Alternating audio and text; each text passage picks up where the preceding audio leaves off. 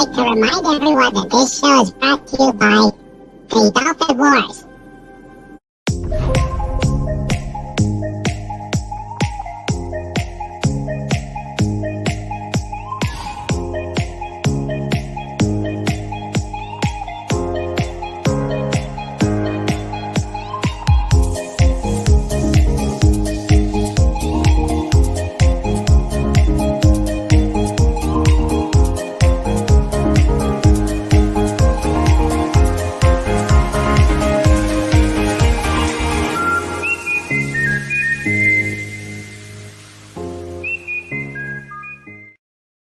Yeah. Okay, now that was strange. Slow then fast, then slow then fast. Didn't have that ever happen to me before. I like how that 13 went real fast. And that Yeah. Well, good evening, everybody, and welcome to King Dolphin TV. You know me, I'm Raymond, author of the Dolphin Wars series of books, and I'd like to welcome all of you to the best pod in YouTube.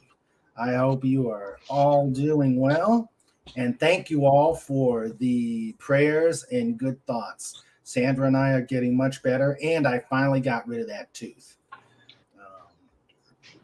So we know tonight's interview, we are honored to have Stephanie Janiczek, I hope I said that right, from Stephanie Janiczek's Smuggler's Cantina to join the pod.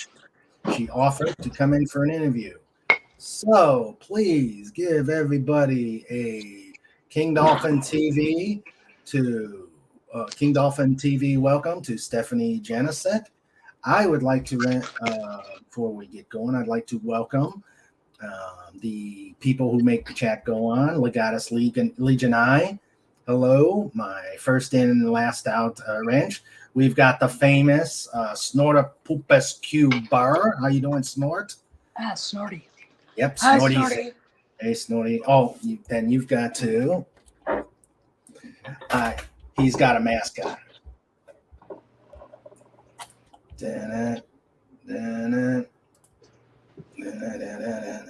Snortopopus Cuba.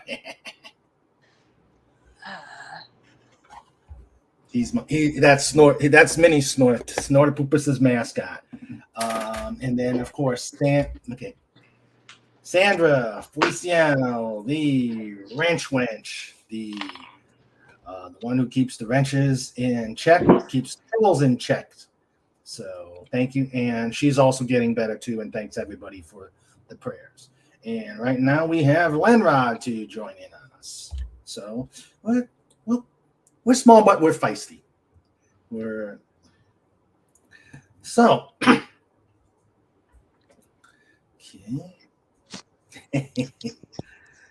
Sandra says, yeah, right.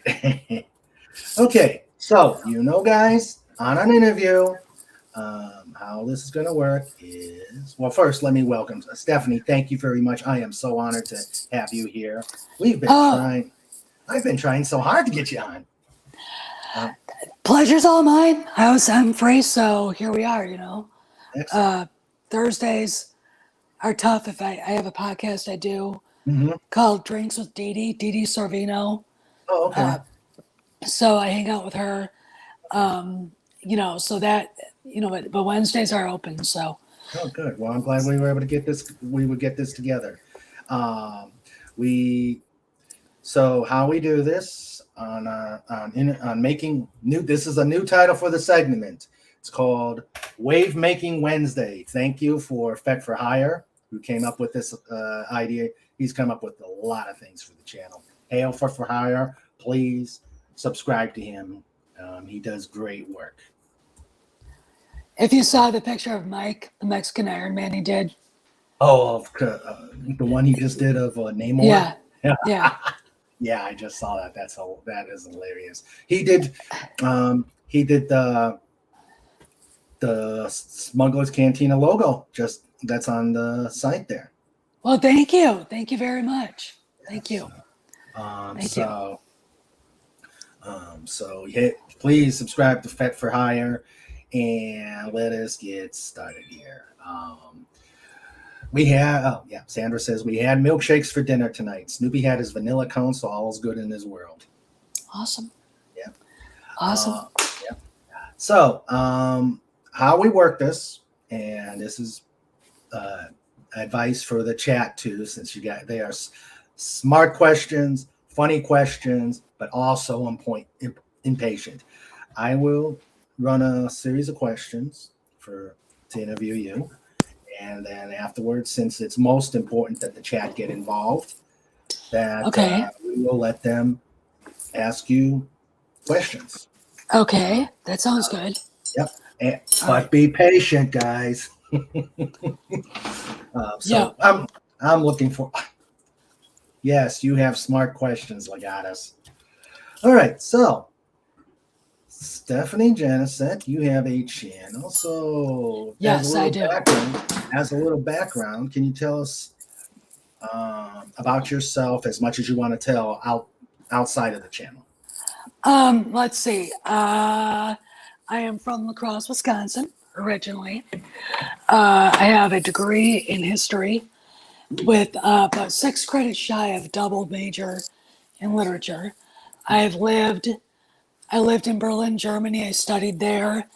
I got into politics. I was a staffer for the House Majority Leader, Nice. which would be Dick Armey. So if you don't know who he is, go look him up. And I still talk to him a lot. He's been. I'll talk while I'm doing this. I have to get this open. Okay. I worked for him for a while. Mm-hmm. I helped on the Bush 2000 campaign, which was an eye-opening experience in how national campaigns are run, and went through the whole Florida. That was embarrassing. Yeah, those shenanigans. And was in D.C. on 9/11. Worked worked for the Majority Leader. Then when he retired, I went to the executive branch. I got a job through presidential personnel. And then my husband asked me to marry him, so I moved to Hawaii. We got married, and been living the life of a Marine Corps officer's wife since April 17th, 2004. Okay. So, and we've lived, let's see.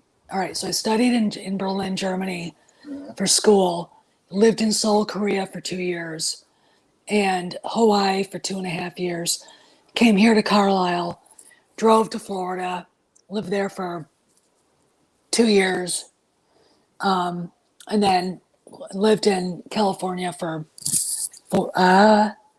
2009 to 2012. So, and then went back to Virginia for Rudy's last tour. And then so we came up here, bought this house that we live in, and but like I said, I've been all over the world, seen the entire United States, almost everything.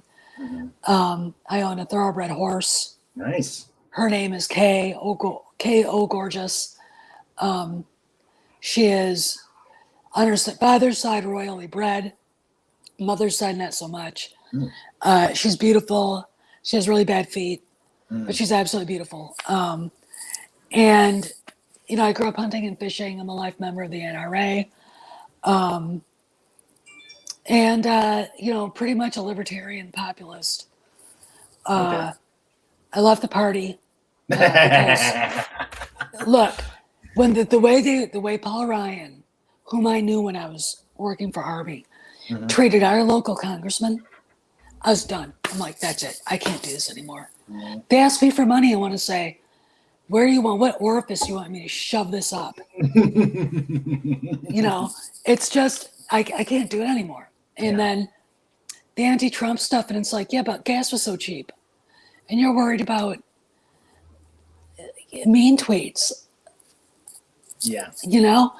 I mean, it's interesting getting out of DC and seeing how much damage they do. But anyway, that's, I don't talk politics anymore. I do Star Wars. I I've had my channel since 2017. Yep, and I was just about to. I was just gonna ask you about that. What made you want to create the channel?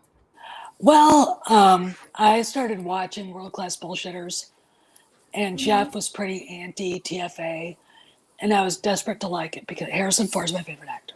I love him. Yeah. And I didn't want to say I saw a movie with my favorite actor and I hated it. Han Solo's my favorite character he's played. I can't, but it was a horrible movie. It was a movie that should not have made the money it made, but it made it because Chewie were home. Yeah. Okay. And what they did to him, happily they did it, by the way. What they did to Leia, what they did to Luke, was just, to me, it's cultural genocide. And it finally took me a year to admit it was horrible. So then I got on the Ryan Johnson's going to fix his bandwagon. I don't know what I was smoking then. But when those spoilers started coming out on Twitter, I was so mad I couldn't believe it. I was just, and then it got real. Okay, then it got from optimistic to now I want to take everyone, you bastards, down. And that's, that's when you find people like Pablo Hidalgo and his wife on Twitter, and they're treating fans like crap, and you start hearing stories about him showing up on, YouTube channels to troll people. Of course. And, you find out what a slimy little fascist he is. And, he's a red diaper baby, and he just, 2018 is over now. A lot of people I feel like are still stuck there. Yeah. But it's not, the world's not like that anymore. It's not. And I just go, but that was my birth in fire, if you know what I mean, the wars. Because I didn't know that this stuff happened. I didn't know there were channels out there that attacked other channels. I didn't know that we had Raylos running around. Yeah, I know. We talked about that in the pre-planning. Yeah, it was, but, I haven't lost the message. I want those people gone, and after hanging out and listening to Cameron Pasha and Valiant Renegade and some other people like Andre, that business sense, that money, and Cameron's insights into Hollywood, and knowing how to read a room, that's such an important thing. Yeah. Looking the way Kennedy behaved at Star Wars Celebration this year, she's on her way out the door. So when I see people get triggered by her, I just look at them and go, Oops, excuse me. I just look at them and say, you guys got to quit it, and you just got to be calm that these things are going to be, this is not the state of things anymore. Okay. And just because you can't see it doesn't mean it's not happening. And with Chapek getting his latest, contract renewed for 3 years, and basically getting to run the place as he sees fits, I just look at it and go, you know what, guys, next year this company is going to be completely different. All right. And so I've got a more hopeful view, but I think part of it is after working in politics the way I did and observing people, I have a sense of knowing how things are going to go. And I've been right. I mean, I've been right a lot, wrong too. But for the most part, if it comes down to money, these people don't want to lose money, So, and that's the thing you've got to remember.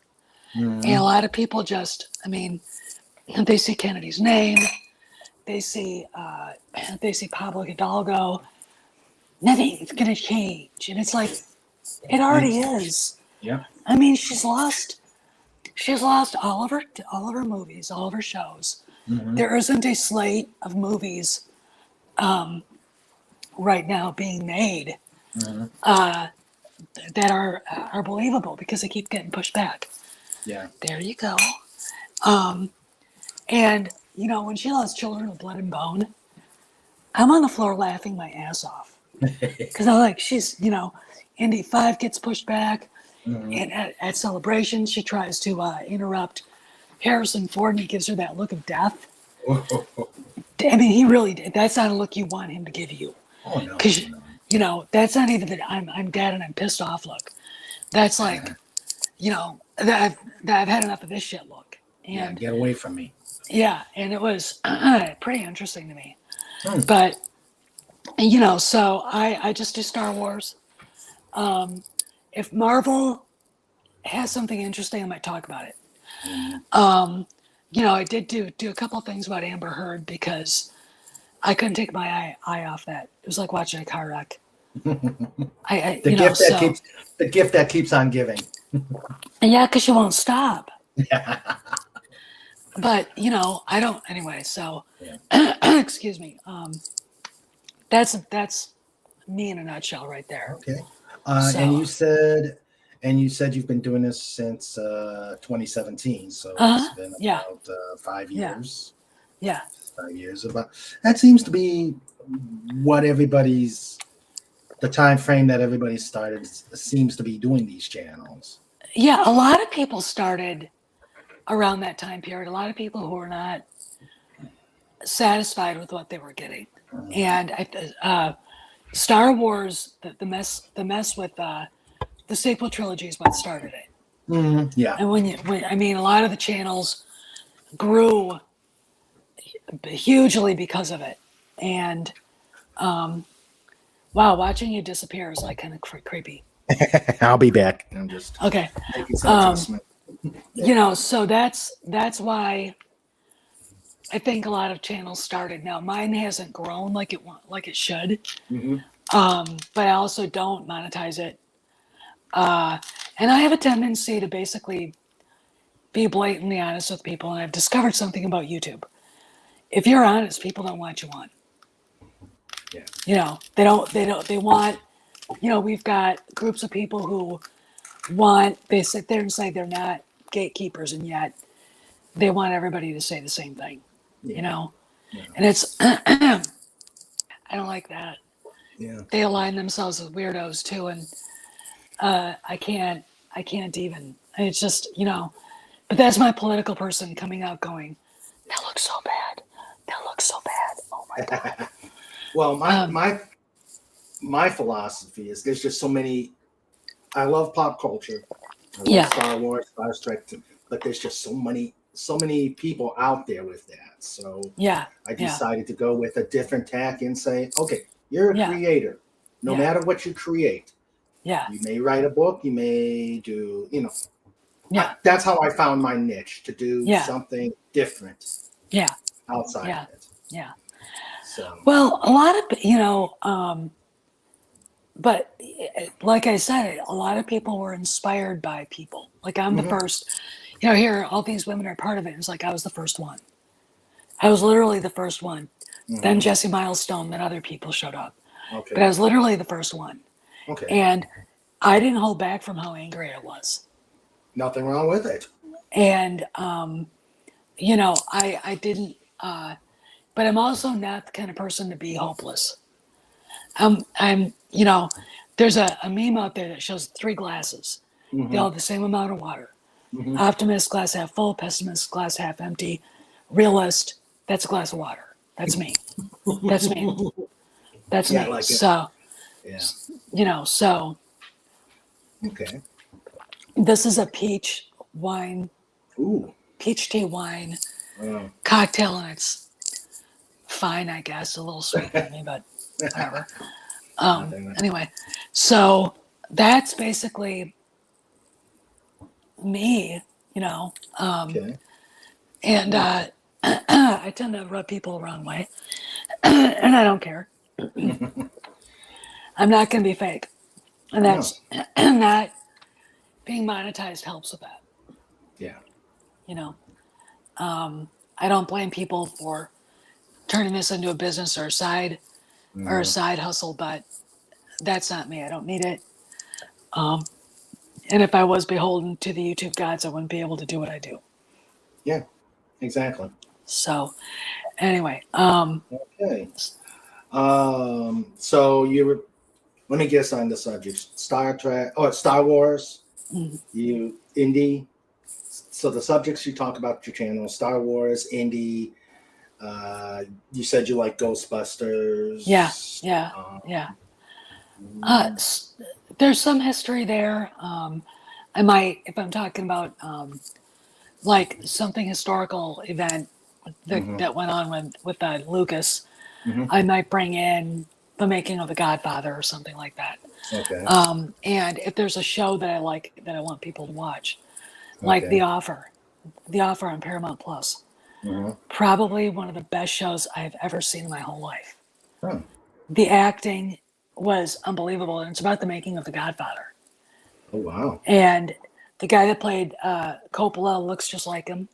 Hmm. The guy that played Robert Evans, I don't know if you know who that is. No. Robert Evans was the head of Paramount. He Oh, was at okay. the time married to Ally McGraw, Oh, okay. and he was kind of like this larger than life guy. Hmm. And Matthew Good played him. Yeah. If you look him up on YouTube later, just Robert Evans himself, you'll see why I'm saying larger than life. Matthew Good played him, and he was amazing. Amazing. Wow. Miles Teller played Al Ruddy. Juno, God, what's her? Temple played Betty McCart, who was Ruddy's right hand. Mhm. And Giovanni Ribisi played Joe Colombo, the head of the Colombo family, Okay. who, if it wasn't for him, The Godfather never would have been made. Wow.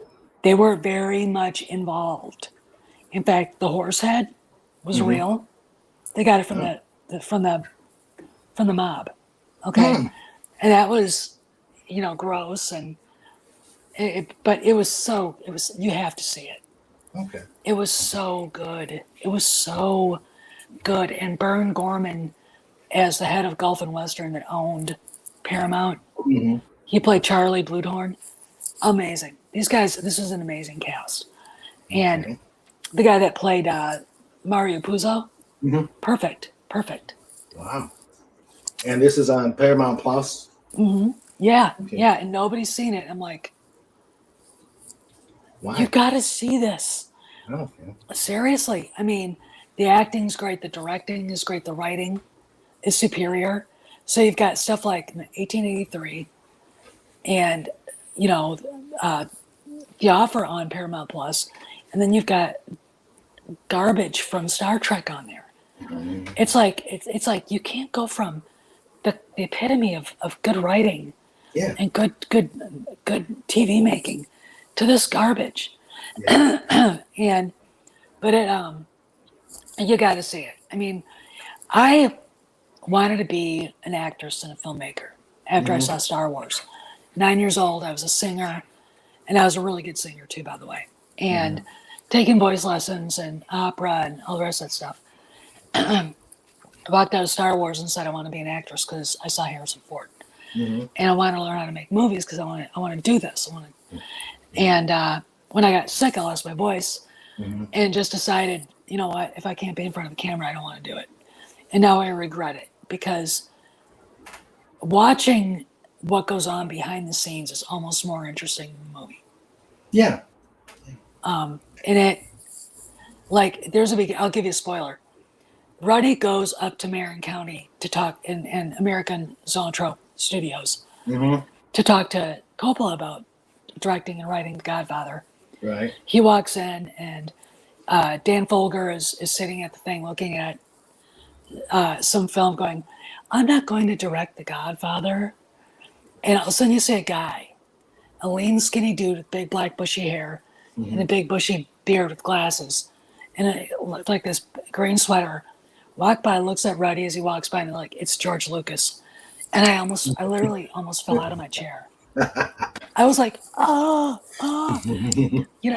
yeah, but this is before anybody knew him, Mhm. knew who he was. And it was so cool to see that because all those guys were up there. You know, just this mash of filmmaking genius and storytelling genius. Mm-hmm. And that's what I loved is the stuff you saw in the background. You know, Sonny and Cher dancing at the Copacabana, and Columbo going to Ruddy. What is she doing with that lawn jockey? And I was like, and oh wow! The two actors that they had play that part looked right, perfect. Nice. So it's a show you gotta see. It is. It is. If you could put it into the private chat, and I'll just put it out there because I have a horrible memory with titles. Well. So why?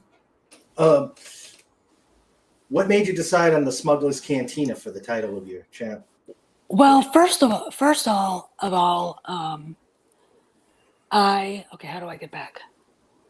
Okay, there. Okay, got it. I am a huge fan of Han Solo. He's my favorite character. Right. And I always thought his story has never really been told right, and I wanted to kind of honor that. Mm-hmm. And because there's a lot of Jedi running around, and that's kind of highfalutin. It's just normal people, Mm-hmm. And I even did a fan fiction about Han walking into a bar in Narshada. It's a cantina, the Wayfarer, and it's run by a Corellian, a woman, and that's the beginning of the origin story. Okay. And I've had people read it and say, this is way better than anything that they put out. So, I don't know. It's just a silly little fanfic, but but yeah, I just like that idea because I really enjoy Westerns, and Star Wars in part is a Western. Oh, yeah. Han Solo is that character. The man with no name, Ethan from the Searchers. So that's why. Okay. And I do like the name, the Smuggler's Cantina. Yeah. So. Okay, the last question before I leave it up to the chat are: do you have subjects you absolutely will not talk about on your channel? I won't talk about. There's a whole lot I won't talk about, but I really try to steer clear of regular politics, even if I do occasionally dive into it, because the culture's been so inundated with all the crap that you can't get away with it from it. Part of the reason why we're here is because of that. Religion, unless someone insults the Catholic Church, and then their scalp is on my belt.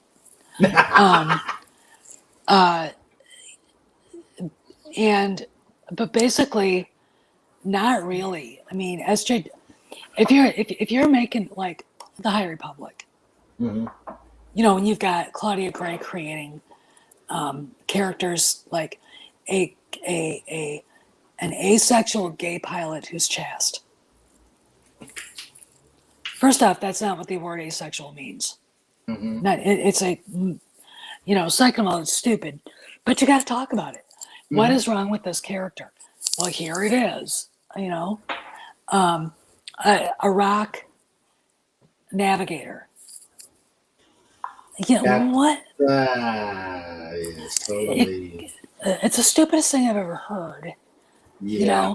And it just gets worse. And when you've got authors and filmmakers attacking fans because, I didn't like The Last Jedi. I'm a woman, but I'm still a sexist. I'm still a homophobe, and I'm still a bigot.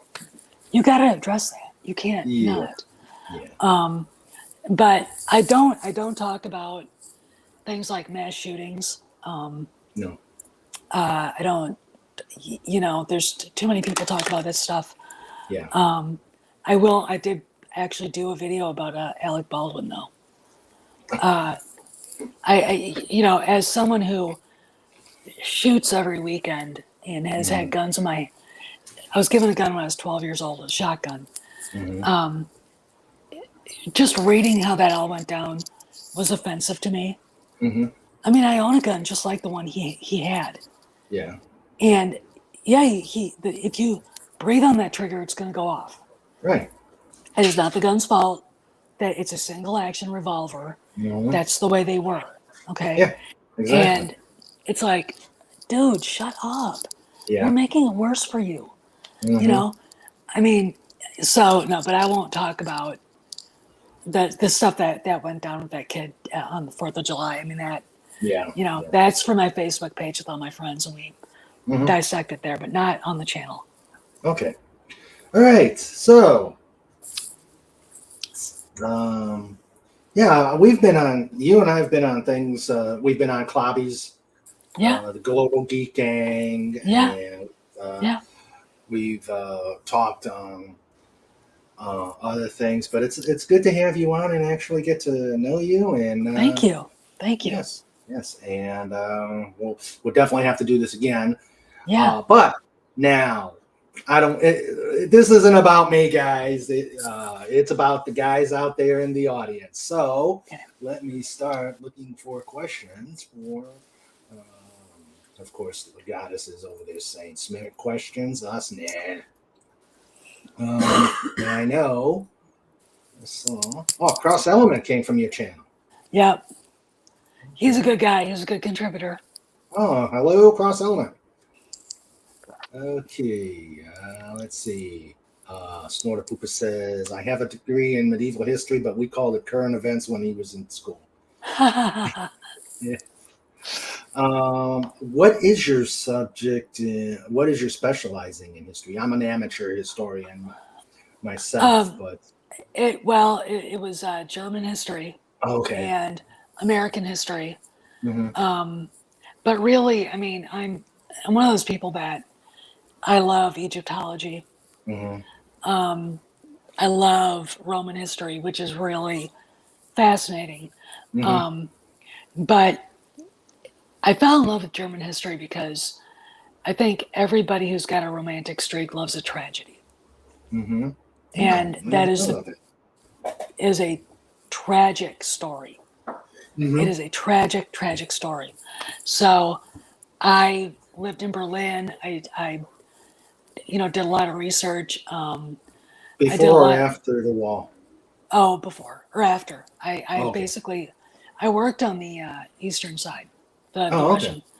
Russian. So I'd have to take. It's really weird. You get on the train to the subway to go to East Berlin. Mhm. It's a nice car. You get in the next one, and it's decidedly worse. And Yeah. you could just see the scar running through the middle of the city. Yeah. And I had a friend, a guy that I actually really liked, who worked with me, and we went to have dinner at his house. And he lived in one of those old communist tenements, right? Yeah. Like 10 apartments with one bathroom. Mhm. They all had to share it. And I was horrified. Mhm. I walked out, I looked at my British friend Emily, and I was looking at her going, how can they? And she's like, I don't know. I mean, it was just, I think people in Europe don't understand Americans and they think we have so much because we work hard for it. Mhm. And it's this house is nothing like they would understand. Yeah. They don't, and it's not because that they're so overpopulated, is that they don't have any concept of what their individuality and what their individual space should be. Never thought about that. And they don't think of it in that terms, which is why they don't understand Americans that well. That's They give us interesting guy. they give us crap about the food we eat, la la la. It's like, look, I'm working 8 hours, 10 hours a day. Mhm. I'm gonna grab something out of the freezer, look around and tell everybody, hey, you know what? We're having scalloped potatoes and ham tonight. It's frozen. Here it goes. Go in the oven. You do, whatever. Yeah. And that, because you worked all day. Mhm.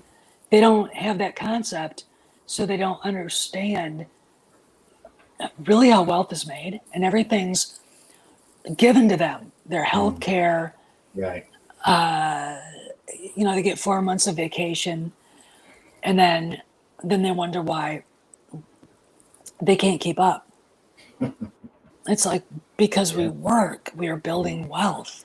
Yeah. And, it's sort of the herd mentality there. Britain doesn't have it as bad as they do in Germany. I mean, the reason why Hitler got away with so much is because the Germans had no concept of rebellion. I mean, even if they didn't like him, they weren't going to do anything because they have no cultural concept of that. The British have more of one. We definitely have one. Oh yeah, we're the And people are like, well, if the Germans had been like the British, they would have gotten rid of them. It's like if they would have been like us, they really would have gotten rid of them. I mean, that would have been, but. Okay, But, Sandra asked, and we talked about this in the pre-chat. Sandra asked if you live near Carlisle Barracks. Hasn't been there for decades, and she does. She lives in Carlisle.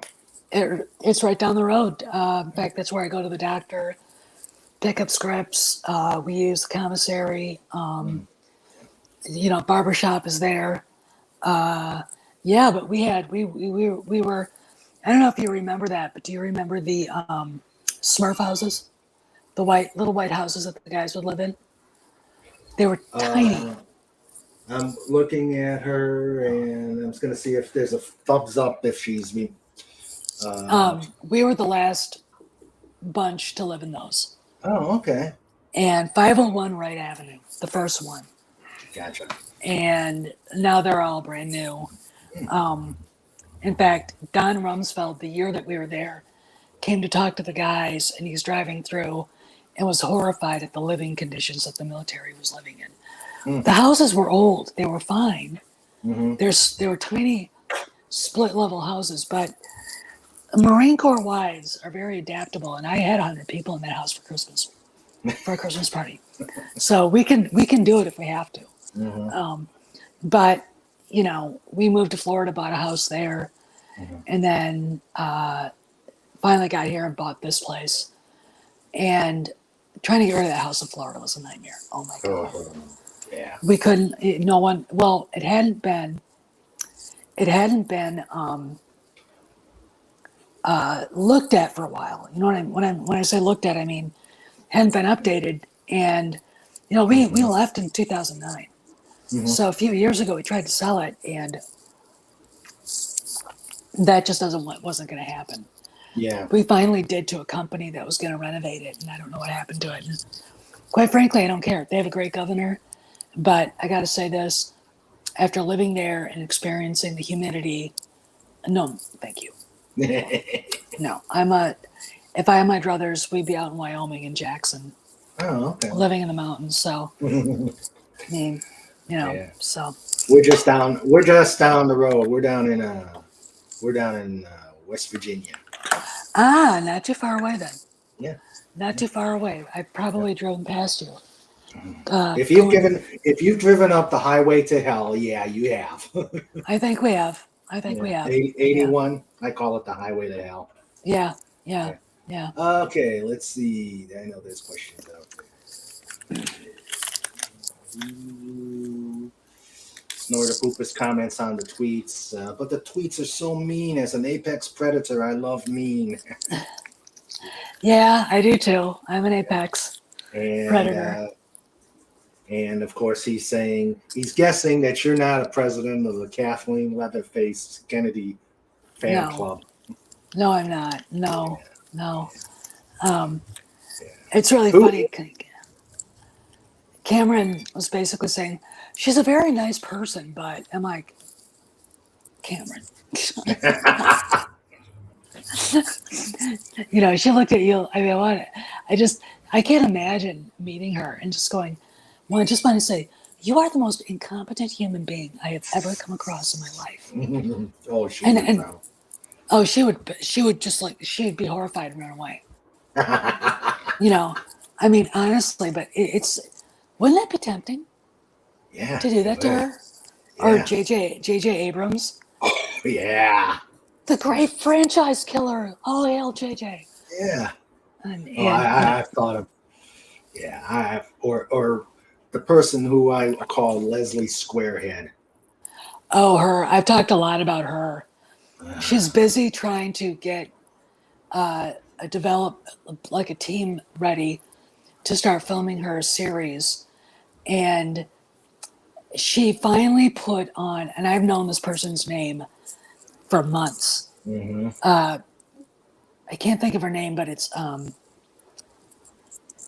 it's like Phyllis something Birch, and she's a very big deal production designer in Britain. And I'm going, I've known her name for months. Yeah. I know who she is. In fact, I think I talked about it before it was ever publicized. And it's like they're not going to make this. They can't now with Chapek. Yeah. This what she's trying to do is she's trying to push it into production so far that they have to do it. But this is the guy that basically stopped production of a woke, Beauty and the Beast prequel or sequel. Right as it was starting to film. So it's like, Leslie, your show's not going to happen. Not going to happen. It's not. It's not. I mean, so, but we'll see. I mean, for me, it's entertaining. Mm-hmm. Yeah. Daryl Brewer says he hears that Tom and friends talk highly about The Offer. Now, is it a movie or a mini series? It's a 10-part series. Oh, okay. It's a 10-part. So, and it's about the making of The Godfather. Okay. And it's from Al Ruddy, who's still alive, by the way, his point of view. And I've had people who basically worked in Hollywood at the time tell me, well, that's really not the way it happened. I mean, Francis Ford Coppola said that too. But the thing about it is, it's not. I knew when they make stuff like that, they're going to take artistic license and fictionalize some stuff and change it. But when Coppola said, I don't remember seeing Ruddy on the set, I do remember seeing him running around following the mob around. And Ruddy was like, I'm trying to keep them off our back. I mean, they were the ones that ran the craft service and all the unions, the film unions in New York were all run by the mob. Mm-hmm. So the Colombo family was making money off it, whether people like that or not. And if it wasn't for them, it never would have been made. And because Colombo got convinced that they were going to make a movie that was not apologetic about that lifestyle, but basically did not denigrate Italian Americans, because he had the Italian American Civil Rights League. He started it, which, and this is true. If you watch, I'm a mob historian, kind of. Okay. Watch anything of Michael Franzese. He was part of that. His father was the underboss in the Colombo family. Okay. Sonny had just been arrested again, and Michael's trying to get him out, so he ended up joining with that and all that. And he was there when Colombo got shot. He was literally 10 feet away from him and saw it happen. But Colombo just asked Ruddy to do one thing: take the word mafia out of the script. And it only ever appeared once. And it appeared when Waltz was screaming at Tom Hagen, I don't care how many, blah, blah, blah, blah, blah, blah, mafia, whatever's coming out of the woodwork. He is never going to be in this picture. All right. Before the horse head thing. Yeah. And they took it out, and that was it. That was the only time that word ever showed up in the movie. So you can't look at The Godfather as being a pure mob movie. It's not. It's a movie about family. It's about power, who holds it, all the rest of the stuff. But the making of it and the friendship that developed between Ruddy and Colombo was really interesting to me. And I think that part was very true. Okay. And it was there were a couple of intense moments, and there's a couple of funny moments in Sicily when the actual real Cosa Nostra shows up, and they run screaming, "We're leaving right now," because I mean, we think, "Ooh, Gotti, ooh, Gambino," and that's like you see those guys coming. It's like, ah, shit, now we're leaving. Yeah. So, and the guy is named Bruno. So the first time this guy comes up, I go, "Don't call him Bruno. No one ever talks about Bruno." So anyway, but yeah, it's you gotta see it. You really have to see it. Okay, I'll have to look into it. Yeah. Hold my nose and get us a free. Oh, look at the puppy! Look at you. Yeah, That's Raymond. Hi, hello, puppy. He's a big boy. Yeah, He just turned 2. That's 2. That's Yeah, a 2-year-old. Wow. Yeah. They get real big, and they're bigger puppies too than you think they would be. When I got him, he weighed 18 pounds. He was 7 weeks old. So, and it's like having a horse in the house. It is. Yeah. Well, ours is a terror. We taught him how to, because an Amstaff is just a cousin to a pit, so they got those big mouths that could damage. Yeah. So we taught him to trade so he could give us stuff back. Well, he taught himself to steal so he can get treats. That's, what, this guy, he'll get into the dirty clothes, grab a pair of socks, and parade around. He won't give it back until you give him something. No, he doesn't even want that. He wants you to chase him. His mother, the day we went up to get him, we drove up to past Scranton and walk in, and Kojak's running around on the floor, and I'm talking to the lady, and his mother's strutting around with a deflated soccer ball in her mouth. And I'm like, "Come here, Coco, come here." And she walks over, but she's got this look on her face. Just as she's getting over, she runs away. He does the same thing. He does the exact same thing. Oh no! So yeah, it's on. Keep away. Yeah. And let's see. Sandra talks about Baldwin completely ignoring the basic rules of gun safety. Yeah, he did. As in, let me look and see if it's loaded. A gun is always loaded. Yep, even when it's not. Even when it's not, it's always loaded. If I'd opened up the chamber and looked at the cylinder and saw rounds in it, I wouldn't have cared if they were blanks. I'd start taking them out. Yeah, exactly. And then look at the assistant director and say, what are you doing giving me a hot piece? And then I would have thrown the bullets at him. I would have. Like, you get this, what the hell are you? But God, people like Baldwin, and I think some actors in general really don't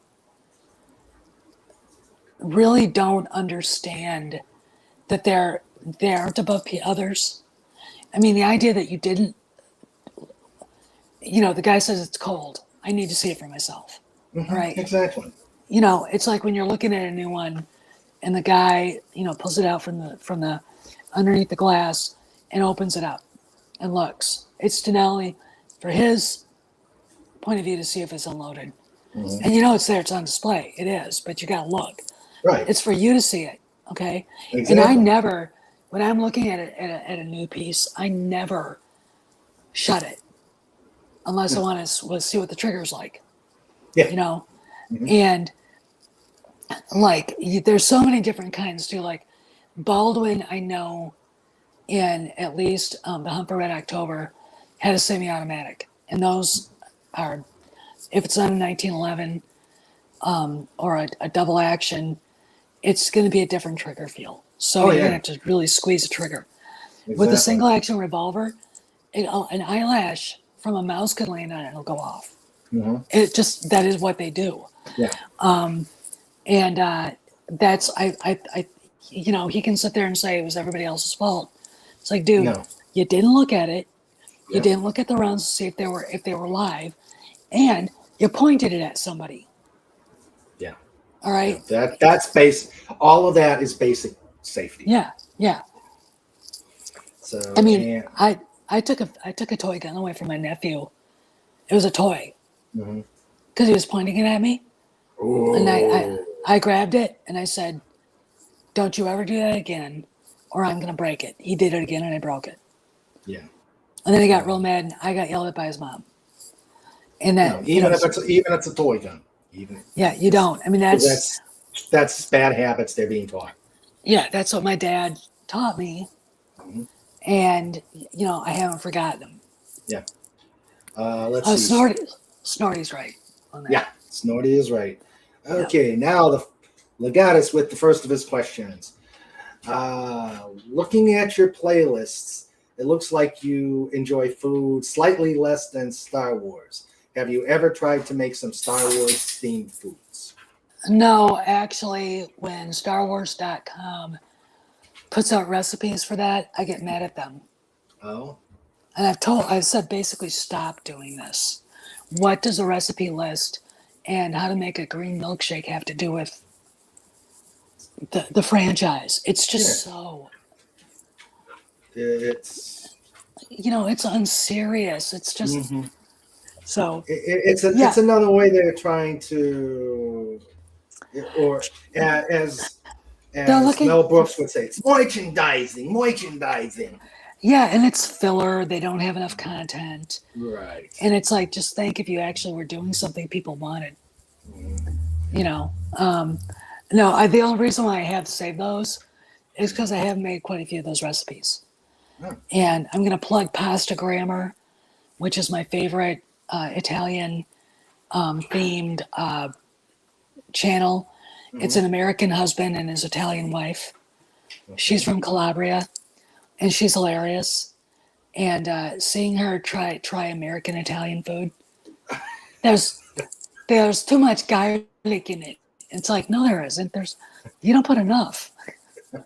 you know, but they're really funny. I mean, they're they go to back to Calabria once a year to visit her parents, Mhm. and they take you everywhere, and like to Florence for a bistecca steak. They're like that Mhm. thick, Oh and yeah. they're like this big. It's like, uh, Yeah. but yeah, that's a favorite. Vincenzo's plate. He's hilarious. Um, and if it's German, it's because that's my heritage. So, Mhm. Yeah. I do like occasionally making uh, potato dumplings and stuff like that. So, Yeah. um, so that's why there Okay. is. Yeah. Yeah. I always, when I was living in Italy, I'm always fascinated at how their food, I mean, what they call a pizza. And even though they invented pizza, it's like, this isn't American pizza, but it's much better. Yeah. Well, what makes their pizza really good is what makes their pizza really good. I think is the crust. Okay. Yeah. She, uh, her name is uh, oh God, God? I can't even think of her name now. Ava, Hmm. and Ava loves cheese, but Hmm. she complains about the cheese that she gets here that's American made, like the pecorino and stuff. And it's Hmm. like, I don't understand. There are things that aren't available to us, Hmm. so it's probably made a little bit differently. But I guarantee you, if we weren't talking about Italian cheese and we took her up to Wisconsin to try some of that real Real dairy, cheese. Yeah. yeah, she'd like it. I know she would. Hmm. Just like if you took her to Vermont Hmm. and let her try that. But she's she has a hard time with American Italian food. Hmm. But Rudy's got cousins that go back and forth to Italy, and we always get yelled at for eating at Olive Garden. Hmm. I don't know. Hmm. I'm just like, it's stuffed shells. I don't care who made it. It's still good. Yeah. That's the thing, is that it's still good. Yeah. But yeah. Sandra So says, I remember finding the old Roman roads when living in Germany. It was fascinating. Oh, yeah. yeah. I've um I never did that. Hmm. I wandered around Berlin. Hmm. went to Potsdam to see the palace there. Okay. Went to Vienna twice, and I love Vienna. Vienna is it's glorious. Mm-hmm. And the Viennese, I'm walking down, I had to do some research on a woman that had been supposedly involved with the Red Baron. That's what I was doing there, looking for her. Oh, okay. And I'm walking to the Viennese courthouse, and, I was in college, and I had my hair dyed black. I was basically kind of a goth then. It was after my dad died, so I was completely up in some, like Obi-Wan's misery there. And this old man comes up to me and he goes, "Are you American?" Now, I could have been British the way I was dressed. I mean, I would have been great at a Sex Pistols concert 20 years before. And I said, yeah. And he looked at me and he said, "Thank you for saving our country. If it wasn't for you, the Russians would have taken over." And I was like, "You're welcome." And he goes, "I want your grandfather," would have been my father, to know that. And I just said, "I'll tell him." Yeah, I tell him he's gone. But it's a pretty cool thing for someone to say. That is. So that is. I'm not sure if I like this. Well, I wouldn't know because right now I can't have anything. But yeah. Snorter Pooper says it's funny how those old rundown parts of East Berlin have become such trendy parts of town today. A little spackle and a new paint job works wonders. Oh yeah, and some interior design. Because walking into Christian's apartment, I mean, he did the best he could and did a good job. But when I realized that they had to share a bathroom, and a shower, how do you keep it clean? Yeah, and really, that was the grossest thing I've ever seen in my life in a human environment. It's like, why? And just the way the communists left everything, how dirty it was and polluted, and how stinky everything was. I mean, big cities stink. But God, East Berlin was just.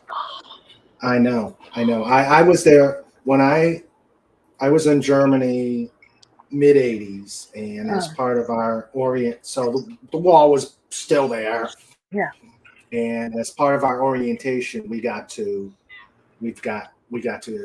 visit Berlin, and it's just an absolute eye opener. And then we had a tour of the eastern side.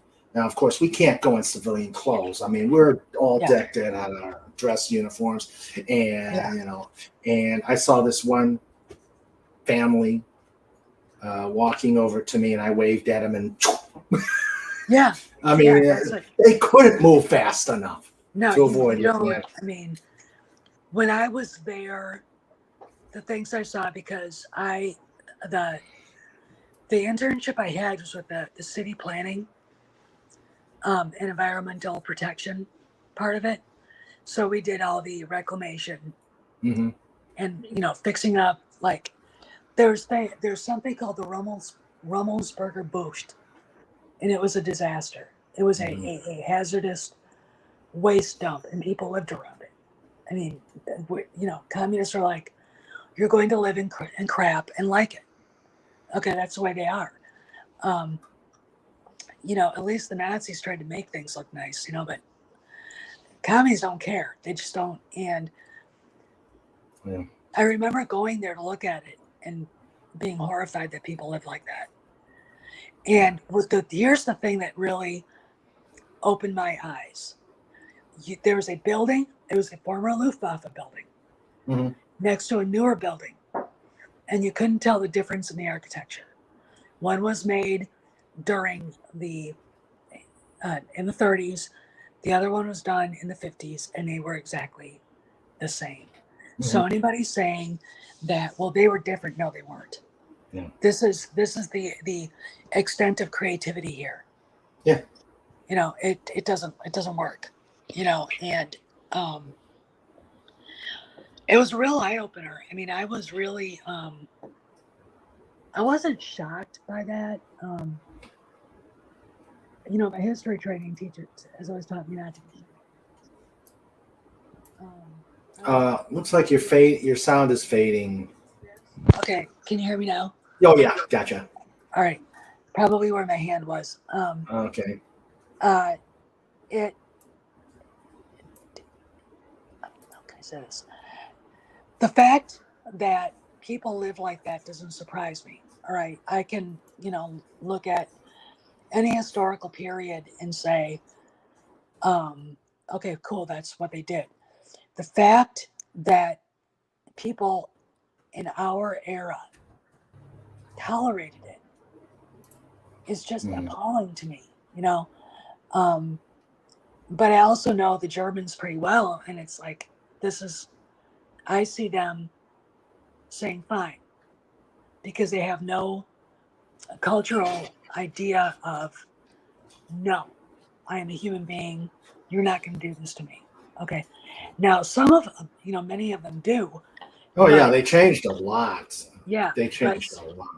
Yeah, but still, it's back in the, it's like, you come out of one crazy regime into another one. And, oh yeah. So. Okay, let's see. Yeah, Sandra says, when we lived in Maryland, we'd go occasionally to Carlisle for the commissary or PX. Now it's just not worth the drive. Yeah. It's a shame. The meat is a little cheaper here at the commissary. But we have a really good butcher shop, so we usually go there to get Delmonico steaks and stuff like that. Yeah. And the produce but now I've got, at least I'm going to be able to get tomatoes. Oh, good. And eggplants. So, I mean, we're fighting to just get strawberries. They haven't gone crazy yet, but they will. Yeah. Legatus Legion I asked, are you an EU, in other words, the real Star Wars canon, or do you think it's Legends, also known as no source material? KK. First off, they should have used some legend stories for the movies, right? They could have used Heir to the Empire, just to age up everybody, okay, and have the twins and Anakin Solo be the kids that, you know what I'm saying? That would have worked. There are great stories in the EU. There are some really just horrible ones. The Solo origin story is good, but it has some parts that just leave me going. The Jason Solo ones. It's the Han Solo origin story where you follow him from escaping from the guy he was basically an indentured servant to, with the help of a Wookiee who, I mean, let's put it this way. Han Solo was basically taught to understand Shriwook by an old Wookiee cook who took care of him. She felt bad for him, so she took him under her wing. Not by hanging upside down going, I was like, are you shitting me? Oh my God. But there are some parts that I didn't like. Him running off with this illusionist and being part of the show. I thought that was dumb. But there were some good parts, like his first girlfriend was an addict. He got her away from that. She ends up leaving him enough money to get into the academy and leaves him on Coruscant. And then when he sees her the next time, she's actually part of the rebellion. Okay. And she's a spy. She's spying on Grand Moff. And he is trying to bribe the guy. And then the next time you see her, she's trying to get him to help her get basically they were going to rob these priests of their very valuable artifact treasures. They have tons of stuff. And the smugglers and the Alliance were going to split it 50-50. And at the end, Bria gets a message from the Alliance saying they have to take it all. So the smugglers don't get anything. This is why it sets up Han as looking like a jackass and pissing everybody off at him.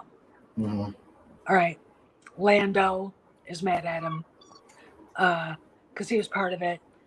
And it was just, it's a very good story. And then you get you find out how he ended up dumping a load of spice to get, and then going back and it was gone. The Imperials took it and sold it themselves. Yeah. Okay. And it, but you find out that he met Chewie, not the way he met him in the stupid movie. Mm-hmm. He met him because he saved him from being killed. Yeah. And he ended up being court-martialed and kicked out of the Imperial Navy. Which it's a perfect way of introducing those two together. Yeah. So Chewbacca's following him around. I've got a life debt. I owe you. Leave me alone. I owe you. Leave me alone. And it works pretty well. But again, the illusionist part I thought was stupid. I thought the reason why people were getting addicted was kind of dumb. It was to a sound. But overall, the story was good and it was consistent with who he is. Okay. But I've got a book called Crystal Star that I think is dookie. I think it's just dog dookie. I think it's terrible. But I've got Shatterpoint. It's good. I've got several different iterations of Heir to the Empire. I've got quite a few EU books. And, like any series with any, compilation of novels, you'll get good ones and bad ones. My favorite is Tatooine Ghost. That would be a good animated show. Mm-hmm. It's about Han and Leia go to Tatooine to find a painting that had a secret in it. And they go on a chase to get it back because Anakin's best friend, the little black-haired kid from the Phantom Menace, he takes off with it. So they're chasing him across the Dune Sea. And it's quite an adventure, but Leia ends up running into her cousins who have Shmi's journal. She basically gets to know her grandmother through these holo videos and finds out more about her father. And she ends up being more forgiving towards Anakin than she had been. And in fact, Han tells her, children aren't born evil, because he wants to have their own kids. And they'd just been married. And she suddenly realizes he's white. Right. Anakin wasn't always like that. No. And it's a really good story. And the author's a really nice guy. And he deserves some recognition for it. You know what I'm saying? Oh, yeah. Yeah. So, I do.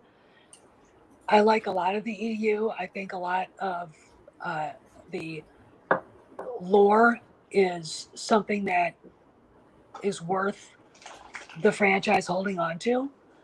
But there's some stuff that is just absolute. But that being said, nothing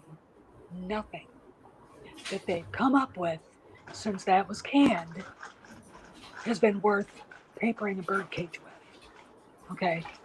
And the authors of the High Republic know me very well because I've alerted them to the fact that I think they suck.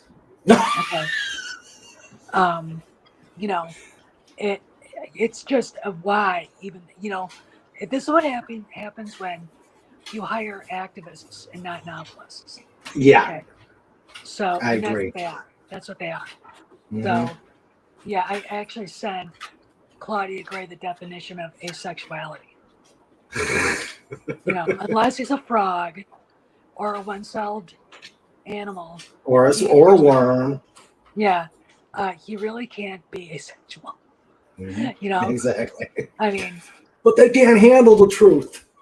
It just, I'm going. When I discovered that, I sent it to Tom, and he put it up on Midnight's Edge, and we were laughing so they were laughing so hard. I thought one of those guys was going to bust a gut when the rock came up. Geode, it's a rock that moves when you're not looking at him. That was something I had as a kid, when, the pet rock. And this novel, I think, is for actual young adults. Mm-hmm. I mean, talk about poorly written crap. Mm-hmm. Don't even get me into Justina Ireland. If you don't like my politics, don't buy my book. Fine. I won't buy your book. I'm not.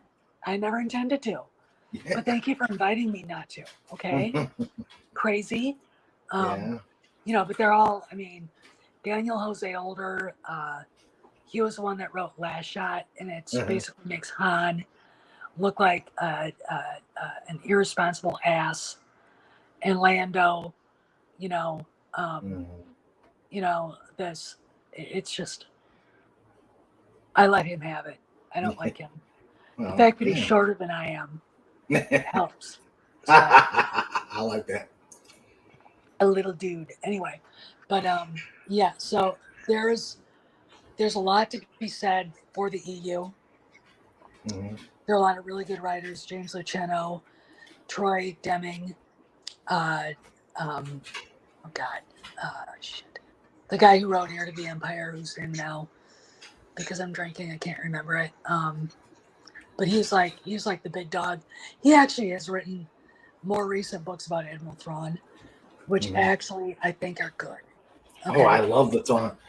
I love the Timothy Zahn books. Timothy Zahn, yeah. Oh my God, he's good. He's a great writer, but as far as like everything else, Chuck Wendig's Aftermath.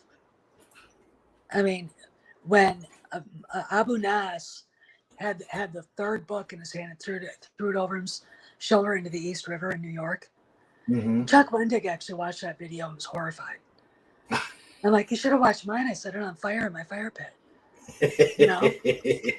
I mean, you know, and then we shouldn't burn books. It's like they're mass market paperbacks. Yeah. It's not like you can't get another copy. You know, I mean, some poor tree will give itself up for that. Okay. Yeah. But no, I don't want that shit around. It's not good. Good writing. Yeah. It really isn't. So. Thing is you get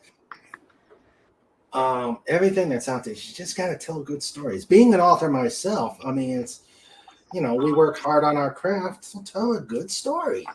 Yeah, yeah. Well, they don't, you know, they're not there to tell a good story. They're there to push their political agenda. Yeah, which makes it very difficult not to talk about it. Okay? Oh yeah, because it's everywhere, and you know, Andre is right. He said you can't not talk about it nowadays. And until Chapek puts the hammer down, you know, we're still going to get this dribblery sewage coming out because it's in the can. They have to put content out. There it is. Okay. Yeah. And it's, you know, from what I've heard, the people at Disney, the rank and file, want that shit gone too, because it makes them look bad. They don't want families to look at them and think groomer. That's the worst. I mean, when I think of how that looks, Disney groomer, it's like, if I was a PR person, I'd be like, I'm going to shoot myself now. You know, I mean, because you can't get rid of that. Yeah, you can't get rid of it. And Chapek had to be horrified when that started, and he probably was pissed off too. Oh, imagine. I can't imagine that this stuff going on behind doors. Yeah, stuff that he's been saying, but it's just it's going to take time, and there are going to be still a lot of unsatisfied, unhappy people that think nothing. I mean, look, I fully expect when Kennedy leaves, sooner now rather than later, especially now with, you know, Andor going from 3 seasons now to 2. And they're trying to and it's not even out there yet. Yeah, they're trying to shove 4 years into one season. And now it's like they might even cut it down to 1 season. Okay. That told me that she's losing anything. She's been in Portugal and Spain. You know, she's with, you know, her husband in Europe. So she's not even doing anything right now. And as far as I can tell, She doesn't have anything to do with what the editing of or marketing of Indy 5. Last person I saw who was a production person for Indy 5 talking to a news guy was Frank, not her. Yeah, that's You what know, you were saying earlier. so it's so I tell people, don't let seeing her name trigger you. If she is an executive producer, that is a courtesy that must be paid, so she gets money for it. That is part of the PGA. You see Pablo Hidalgo in the writing credits. He might have offered something to the first writer of the scripts, and he gets credit. He gets money for that. Oh, yeah. It has nothing to do with the fact that he had anything to do with the finished. All right, but he gets money for that. People don't listen. They don't, and they want to be triggered. They want to be upset. It's like, I can't do this anymore. It's like me not wanting to be active in politics. It's like, I don't want to be out there anymore. I'll vote. I'll hang out with my congressman when he's around. I'll go and hang out with our state rep because she's cool. But and even have her over for dinner. But as far as going out and hitting the streets and being a rabble rouser, I'm done. I'm done. I mean, I got burned out with it.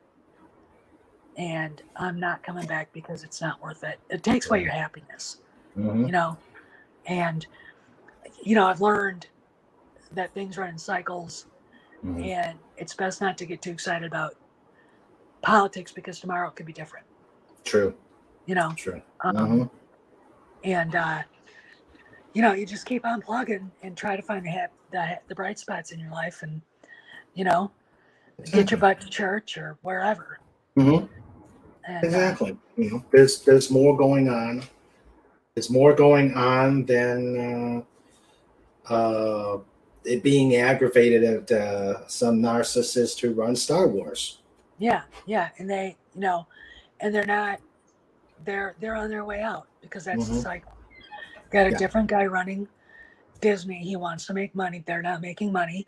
I was just at Ollie's, and there's still a rack of Rays from both TFA and TLJ that have been sitting there since a year ago last October. Wow.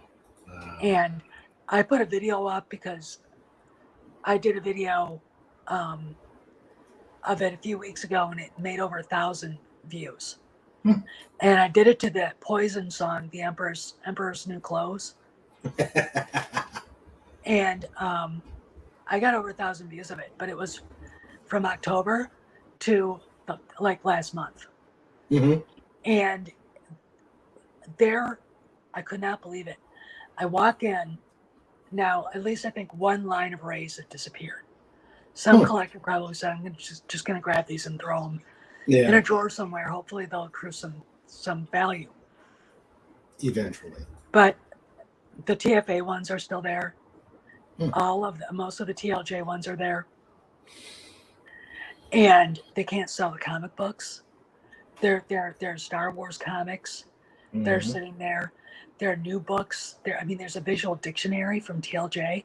Those big, thick coffee table ones.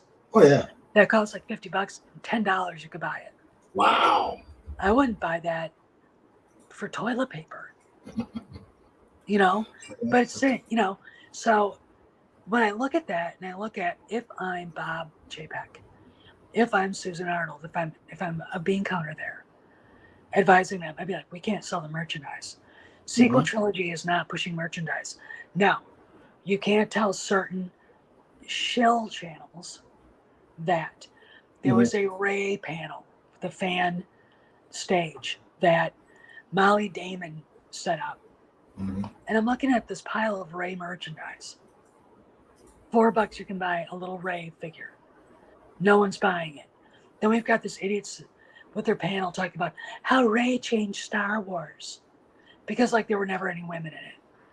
Oh, come on. Yeah. It's like Carrie's going, I'm what, fish bait? Yeah. Exactly. Natalie Portman's going, oh great, we're being ignored. Women like this erase other women if they don't fit into their idea of what a woman is. Exactly. And that's exactly what that was. Mm-hmm. And a friend of mine it was right across, the fan stage is right across from the bathrooms, Mm-hmm. and said there may have been 50 people there. And there were thousands of seats. Anybody could have gone and sat down and listened.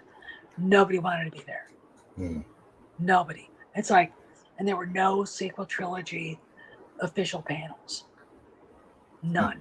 So officially Disney's moving away from it. Yeah.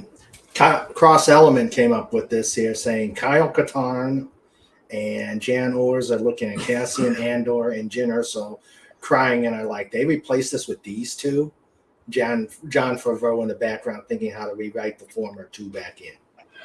Well, I wouldn't doubt that you'll see some of those guys in there.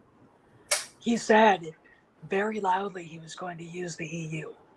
Okay. You know, unlike Kennedy going, we didn't have any source material. Oh, yeah. I remember that. I'm like, really? It's like, really, Cappy?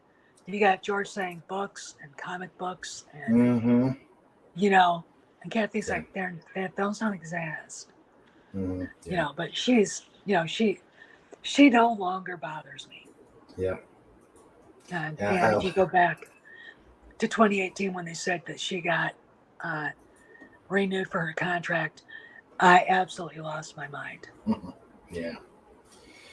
I like Snort's comment, how Star Wars was saved by a bland, badly written bobblehead. Well, it wasn't, but I mean, it won't be till she's. Look, I don't think a lot. I think here's the thing about Kenobi. I think if she had not had her name on there, I think people would have liked it better. I think that alone, it's like the Mandela effect. I saw this in the show. No, you didn't, because I watched it. Mm-hmm. Nothing like that happened. Okay. It's the Mandela effect. People see her and immediately think there's something going on there that isn't. And that's how they remember it. It's like, you know, from what I heard, Hossein Amini, her person, got canned by Jon Favreau, and he brought in Javi Harold and Deborah Chow, and they went and talked to George Lucas. Mm-hmm. And, you know, even Ewan McGregor said they were talking to George about it. So I think a lot of this, and I'm going to say this, a lot of the stuff that people had a hard time with, that was very deep, was Lucas. That was George. I can tell when it's him. Okay. But anyway, you know, this is going to be a long haul, but I do see a light at the end of the tunnel. Yeah. I told but look on that too. But look on the bright side. It gives you more. It gives your channel more things to talk about. Yeah, it does. And like I did from my friend Nazareth sent me a picture from Qui-Gon's funeral of Palpatine, Padme, Obi-Wan, and then little Anakin. And I talked about how there were people standing in the way of Palpatine getting to Anakin, and in some ways it still works. Mm-hmm. Vader is never going to fully be Vader until he can truly leave his past behind him, which is what Palpatine admonished him about when he sat back like that. Mm-hmm. Lord Vader, are you sure your thoughts are clear on your old master? That's a big hey. Are you loyal to me? Yes, I remember. Not? I remember that. You know, that. Yes. And that was, I mean, and you know, I started thinking about it and go, and Anakin is never going to be dead because Padme is always going to be there. Mm-hmm. And he's always going to be until Obi-Wan is dead. He's always going to be consumed with trying to show him who's better. And that's Anakin. That is not the Vader. It's like a guest appearance when Obi-Wan's around. Mm-hmm. And when I was watching that wasn't Vader. That wasn't stoic, callous, cold, unemotional Vader. That was Anakin Skywalker. Mm-hmm. And blaming Obi-Wan for things that he had done himself. Yep, exactly. And then at the end, when he said, "You didn't kill Anakin Skywalker, I did," then you see Vader coming out in him. Mm-hmm. And he looks maniacal when he said that. And it was like, so, but it's hard to get people to sit down and really think about it when they're consumed with Kathy Kennedy. Yeah. And it's like, guys, it's just, you get people saying, you said she can be fired. It's like, well, they're not going to fire her. No one ever said that. She's not going to be marched out with a box of her stuff and tossed into a cart and told to leave. No, they're going to give her the royal treatment. The royal treatment, the grand departure. Yeah. I mean, it's going to be face saving regardless, unless. Yeah, and it's going to be one of those where it's going to be fake Hollywood glam and glitter, and she's going to leave, and everybody's standing there watching her leave, going, "Thank God she's gone." And then, and like I went onto Pablo's Twitter account, saw his wife who's there. She works at Lucasfilm too. They were talking to each other on Twitter, so I posted that picture that Midnight's Edge used of Chapek with red eyes. Yeah. And I said, I just posted that in a subtweet to them. Not a word. They gotta be scared. Yeah. Those guys, because look, everything that I've got a collection this thick of his tweets.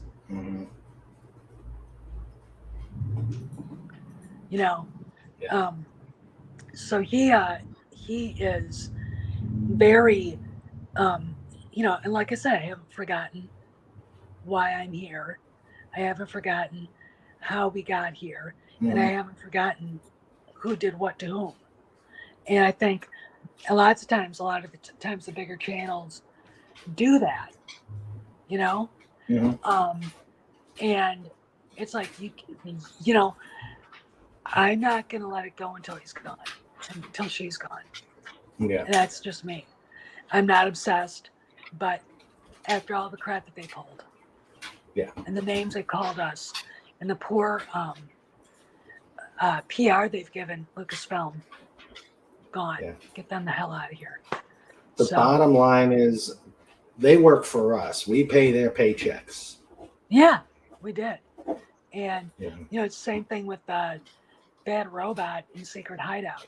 You can't just put this woke activist crap up there and expect people to like it. Exactly. Yeah, they don't like it. Yeah. I mean, but see, I don't think those people are good enough writers to do a good job. No. I mean, John Kasdan was Solo. I'm like, I don't care if your father was Larry Kasdan. He had George Lucas leaning over his shoulder for Raiders, for Empire, and for Return of the Jedi. So he couldn't go off and do whatever he wanted. And that's the thing, is that George kept these wandering so-called intellects in check. You got to write a good story or you're gone. You got to do it the way I want it. This is my vision. Yep. So anyway. Okay. Yeah. I think this has been fun. This is absolutely. I had a great time. Great. I did too. And I think we'll leave with Legatus's comment on Vader. Okay. Vader and his hatred, pain is all that's keeping him going. Not that fuels his dark side. One reason he refused to upgrade his suit to keep the pain, hatred burning within. I agree, totally. Yeah. And his past is what makes him Vader. To remove that, and Vader is no more. Dang, like God, but you got to remember what the Emperor said. I wonder if you're clear on that. What he means is, you're letting your obsession with Obi-Wan Kenobi get in between you and becoming a true Sith. Yeah. Because every time Kenobi's mentioned or Padme's mentioned, Anakin is there. Yeah. That's where that comes from. Vader might be occupying that dried husk of a shell, but until he can grapple with all of that and put that pain into a place where it actually helps, he's going to be choosing off Obi-Wan when we should be going after other people. Exactly. Going after one Jedi instead of 50. Okay. That was Anakin Skywalker that did that, not Vader. and Obi-Wan knew he would do it. Mm-hmm. So, I mean, anyway. Okay. So, well, you're coming back to my show. I will tell you that right now. This has been so much fun. We will have you back on. We'll have you back on, maybe on a panel or whatever. I'll figure something out. This was a great time. Let me start some show notes. Let's see. This coming next week, we'll talk about the Legion of Superheroes with Clobbering Times and Lord Thought. I love comics. And I got one more question after we do the show notes. Point Curation will come back to show his art. Fat Steven Seagal on the 28th. Special day on Thursday because of scheduling issues. And Pudgy comes back. Our favorite hedgehog, Pudgy Hedgehog and Cobalt will give us an update on their stories.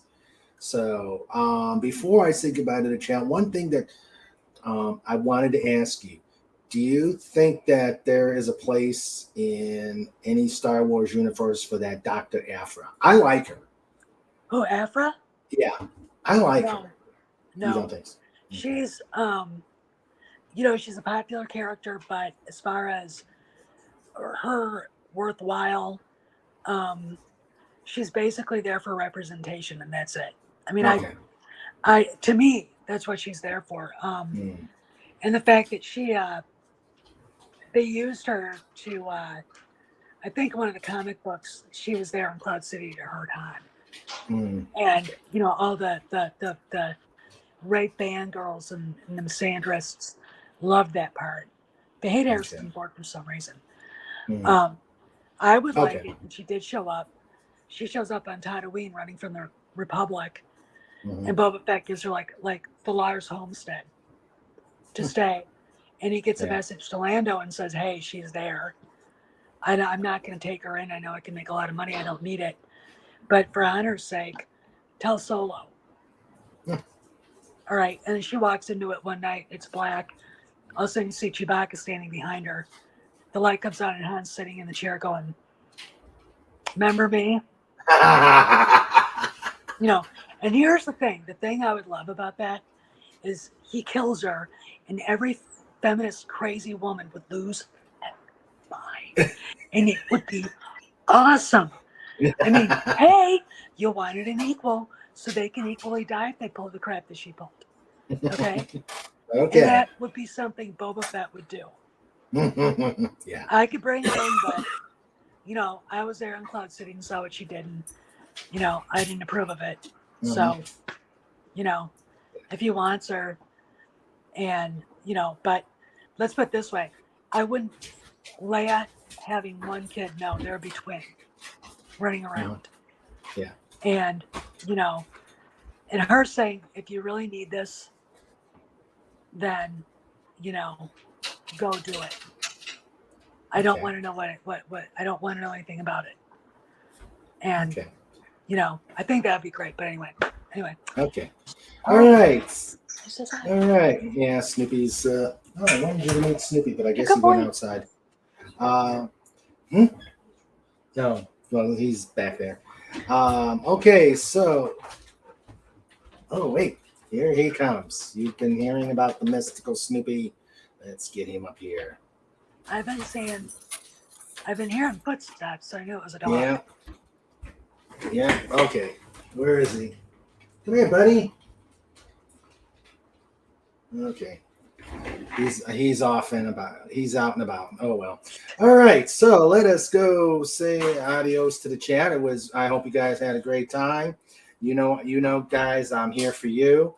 Our wrench team supreme, Legatus Legionite, first in, last out. John Rendell. We had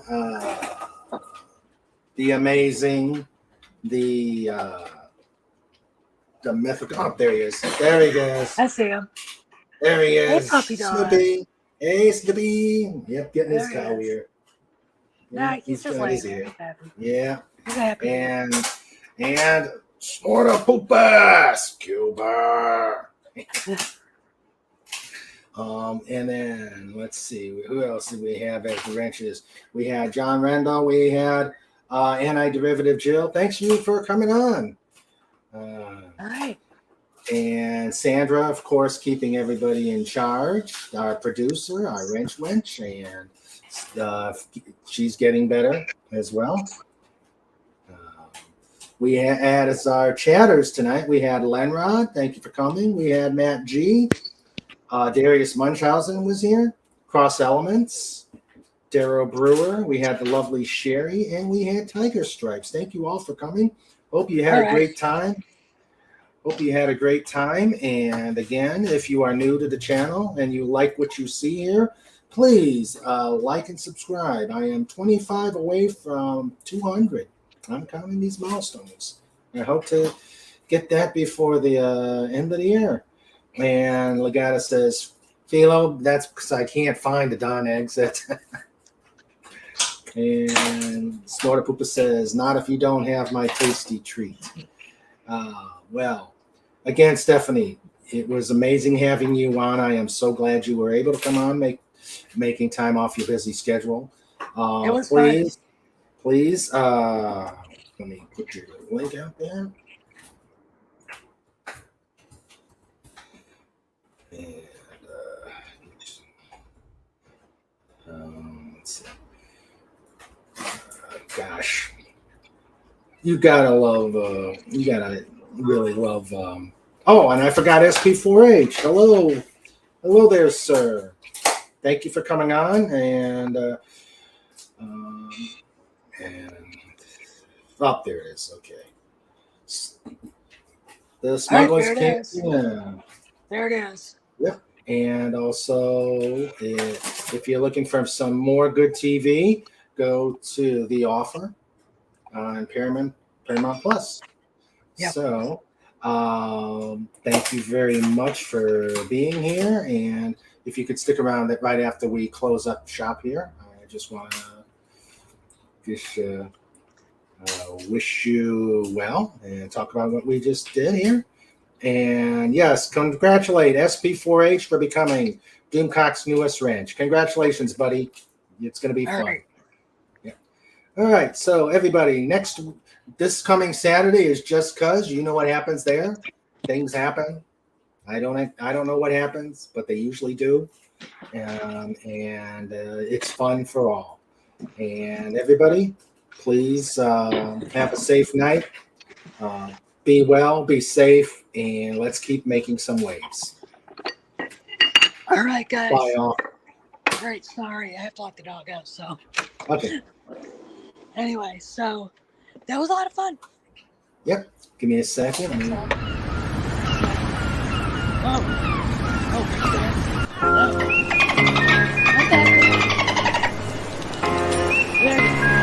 This segment is brought to you by the DolphinWars.com.